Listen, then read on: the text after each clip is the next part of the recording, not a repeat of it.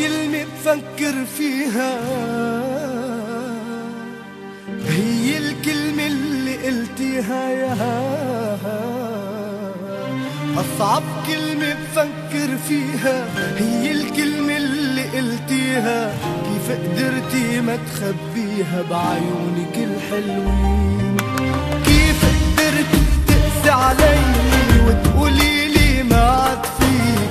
آخر كلمة بقلك هي شو بيشبهك تشرين؟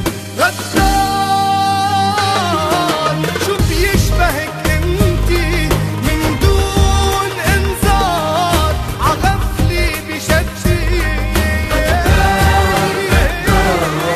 شو بيشبهك انتي من دون انذار عغفلي بشتي؟ وبضيع حب سنين، بضيع حب سنين، شو بيشبهك تشرين؟